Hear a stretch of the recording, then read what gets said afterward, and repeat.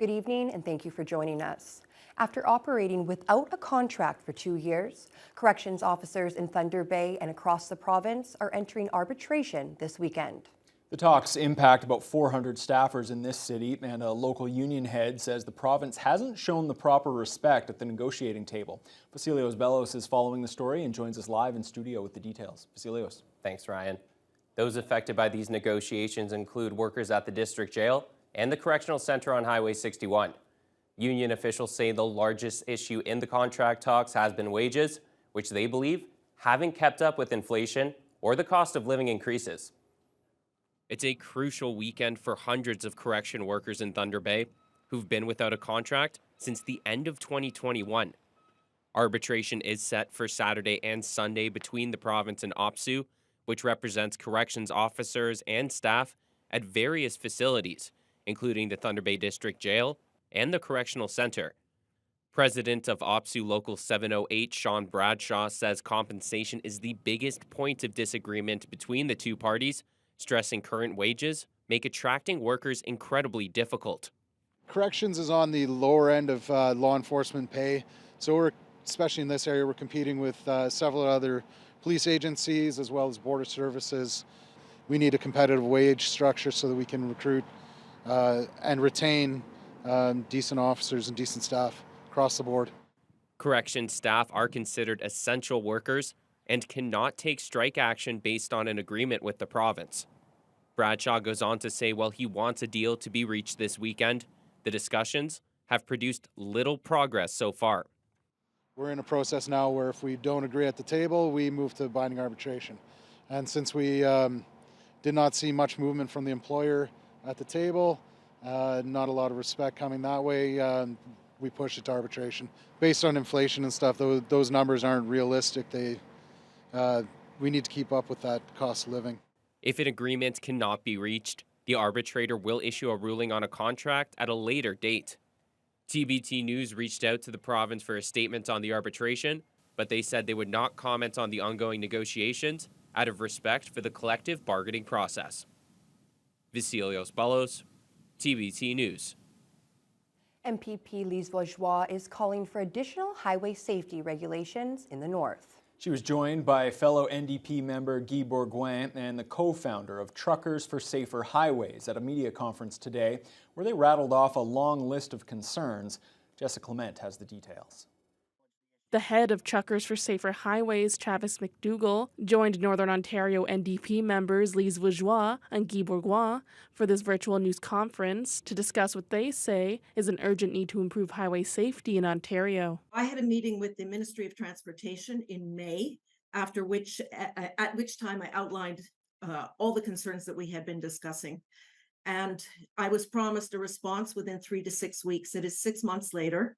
There has still been no response. We know winter has started, and in my area, we've already seen twice the highway close.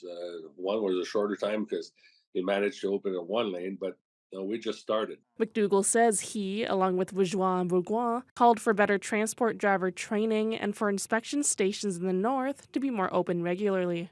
McDougall says when he recently drove his transport through Northern Ontario to Manitoba, not one inspection station was open.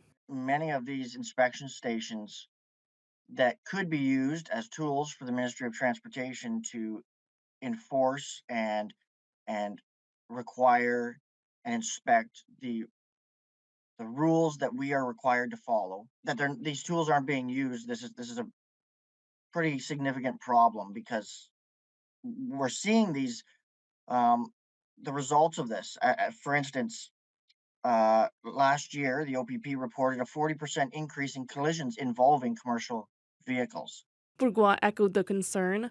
He also spoke about the bill he introduced at Queen's Park on Tuesday, which would make it illegal for motorists to cross double yellow lines when passing another vehicle. I am working to talk to government and the minister to try to hopefully they support it. Based on the first comment he made, I'm starting to think maybe they won't. But no, we need to have these more discussions so that we do try to convince them, because it's the right thing to do. Bourgeois ended the news conference with some good news for highway safety. She says the MTO's new weigh scales and truck inspection station on Highway 1117 in Shunia will be opening up soon. At this superstation, if it is staffed 24/7, it could make a substantial difference. So we're all looking forward to seeing what will happen with that. But that's only one section of the journey across Ontario. Other inspection stations also need to be open. Jessica Clement, TBT News. 2 people have been charged after a Thunder Bay police officer saw them driving erratically in a stolen vehicle yesterday morning. That happened on Walsh Street, and the pair were arrested a short time later on Vickers Street. The driver also faces a slew of drug and weapons charges after officers found cocaine, fentanyl, and an illegally modified shotgun. A 43-year-old man and a 24-year-old woman appeared in court this morning. Then around 11:15 last night, police found an impaired 24-year-old man sitting in the driver's seat of another stolen vehicle inside a lockdown compound on E-Ray Street. The driver smashed the vehicle through 2 locked gates in an effort to flee. The man ditched the vehicle on the Harbour Expressway and ran into the bush, but he later came out with his hands up and was placed under arrest. He appeared in court today. Tolls are going up on the Fort Frances International Falls Bridge. Now, the mayor of Fort Frances wants to see the privately owned bridge put into public hands, saying the dramatic spike in the price of multi-crossing passes was a shock to residents on both sides of the border. Lee Noonan has more. Ajogan, the company that now owns the bridge, recently announced a new toll structure. The toll for a light vehicle crossing is up from $9 Canadian to $11, but Fort Frances Mayor Andrew Halikas says the big shock to the community was the new cost for a commuter card. As of January 2nd, the price will be tripled from $30 to $90 for a 12-crossing card. That really caught people off guard, and justifiably so. They're upset, especially people that work over there. We have friends and relatives on both sides of the border, and some people go across, every day. So that can add up a lot. The International Bridge is one of only 2 privately owned bridges connecting Canada and the U.S. The toll bridge was purchased from Resolute Forest Products by Ajogan LP, a partnership of Rainy River First Nations and the BMI Group, in March of last year. It's an investment. They need to make a profit. They're not there just to provide a service like a municipality is. Halikas says the company has been open and responsive, and that a November 7th meeting between Ajogan and government representatives at all levels and from both sides of the border was one of the most productive he's ever attended. Nevertheless, he thinks Ottawa should have purchased the bridge in the first place. Council last term lobbied heavily that the government should be involved and they should buy the bridge and they should operate the bridge. Well, the government didn't listen. Halikas is hopeful that the government is listening now. He praises Thunder Bay Rainy River MP Marcus Pulowski for endorsing the idea of a publicly owned bridge. In the meantime, Pulowski says his government is looking at possibly subsidizing maintenance costs of the bridge, parts of which are more than a century old. Otherwise, that comes out of the revenues of the owners of the bridge, and in order to pay for that, it comes out of the pockets of people going back and forth across the border. So I think we're looking at short-term answers and long-term answers, and I agree with you. The long-term answer is a publicly owned bridge. Given the age of the bridge, Halikas says the town is calling for a new bridge built and owned by either Canada or the U.S. Pulowski says that many more meetings will be needed before the issue can be resolved. Lee Noonan, TBT News. The Vice Chair of Thunder Bay's Intergovernmental Affairs Committee wants more regulations for short-term housing rentals. She's bringing that forward at Monday's City Council meeting, citing concern that these rentals will limit the supply of long-term housing options. Councillor Shelby Chung argues these short-term rentals through companies like Airbnb tend to displace local residents and decrease housing availability. She also contends they aren't properly taxed. Chung wants owners of these properties to register with the city and prevent those who don't from advertising. Chung believes these rentals can lead to some serious issues. So a number of companies from Toronto, for example, will buy a big apartment building in Thunder Bay that's close to downtown because that's where tourists want to go, slowly being converted to these short-term rentals, displacing people, which we already know we have a big problem with encampments. If Chung's motion is approved, the city will also call on the province to step in areas where the long-term housing stock is lost to the corporate ownership of short-term rentals. Ontario's financial watchdog has released a report estimating the potential cost of climate change on the province's infrastructure. Combined provincial and municipal climate-related infrastructure costs would average $4.1 billion per year over the rest of the century.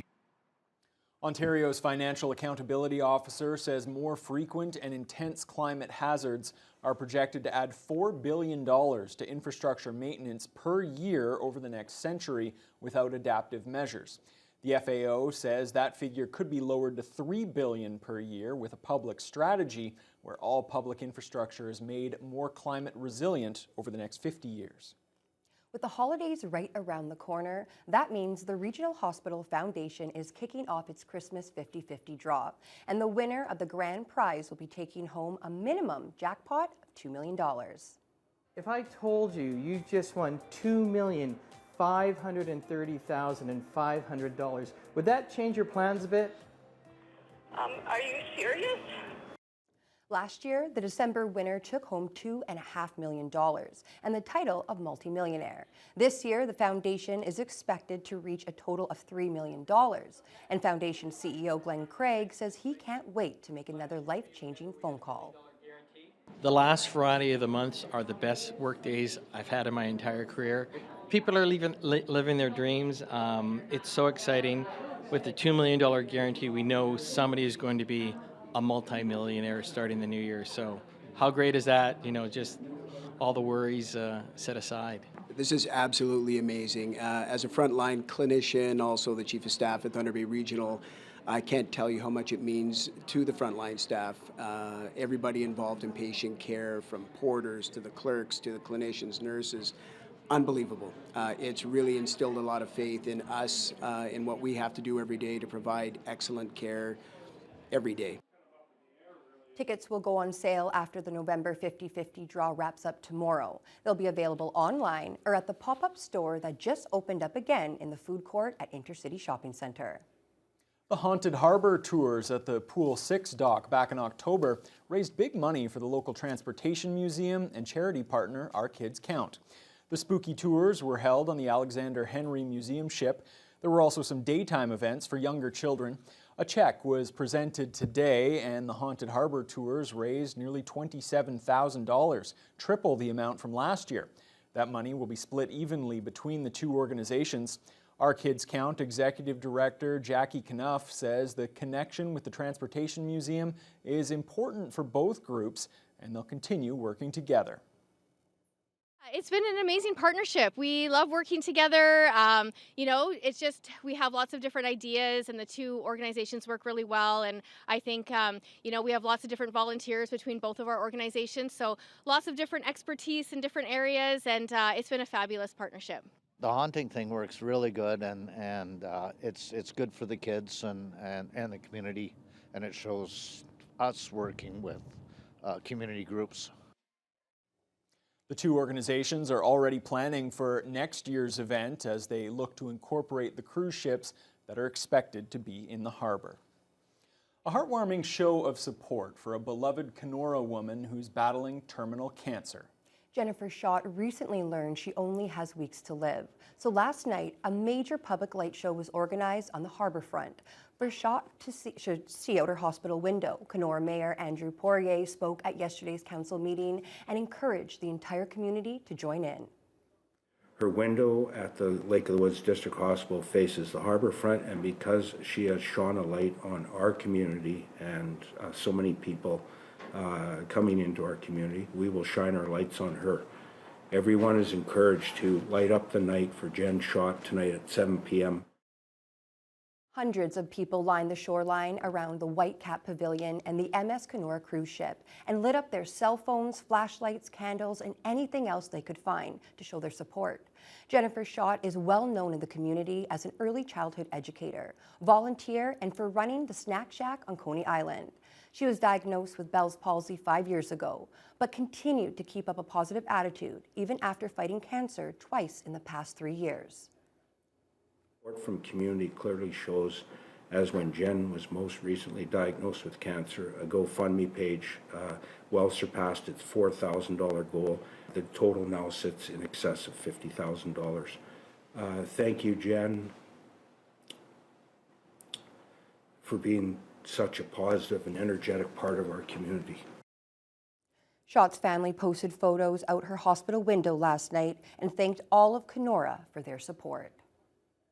Oh, what a beautiful light show and a beautiful show of support. Absolutely. So congratulations. Well done to the city of Kenora. Well, turning to weather now, Fiona, it's a little cooler than we have experienced over the past few days. You warned us that it was going to get cold overnight last night, and it certainly did. Yes, it did. Last evening was quite comfortable, quite mild, comparatively speaking, but the winds have kicked up at times up to 53 kilometers per hour. We started the day with a very seasonal low of -10. This is what we should be seeing. However, because of the winds, it felt closer to -19. We warmed up to -6, but again, wind chills made it feel closer to -12, and that was under some sunshine. Now, to the west, Fort Frances also experienced a bit of a cool down. Last night was not too bad, but today has stayed quite cool, -9 and a wind chill of -15 at this hour. It's a little cooler as you head up into Kenora and Dryden. Red Lake right now has a wind chill of about -19, -20, but last night wind chills hit -25, and that was the story for the region all the way through Sioux Lookout, Pickle Lake, into Armstrong and Greenstone last night. At this hour, they too have wind chills hovering pretty close to about -18 under mainly clear skies and increasing winds. Just slightly milder along the North Shore. In Nipigon at -10, Marathon is at -11. Sault Ste. Marie started off the day on the plus side at 3 Celsius at about 6 a.m., but temperatures have been falling steadily since then. We're currently at our low for the day of -3 with a snow shower. Winds have been gusting 60 kilometers per hour, and wind chills currently make it feel like -12, so it's much chillier in that portion of Lake Superior, and that's quite a bit cooler than it has been. Here in the city of Thunder Bay tonight, we are going to drop down to a low of -11, so similar temperatures, but wind chills will remain quite gusty, and we could see -22 wind chill overnight under mainly clear skies. Here's the good news. If that was a little bit too much of a shock to your system, temperatures are going to start to inch their way back up to more seasonal levels during the day over the next few days, and we're going to get more sunshine. I'll have more details on that later on in the news hour. Okay, that is good news, Fiona, because that is a bit of a shock to my system. These below seasonal temperatures, not used to that, so don't want them to hang around for too long. Thanks a lot. Well, when your news hour continues, we'll have the latest from Gaza. The fighting continued today. Remember, yesterday we told you that a 4-day ceasefire was set to begin. Well, that was pushed back a little bit. It's now set to get underway at midnight tonight. We'll have more after the break. The beginning of the pause will be 7 a.m. Friday.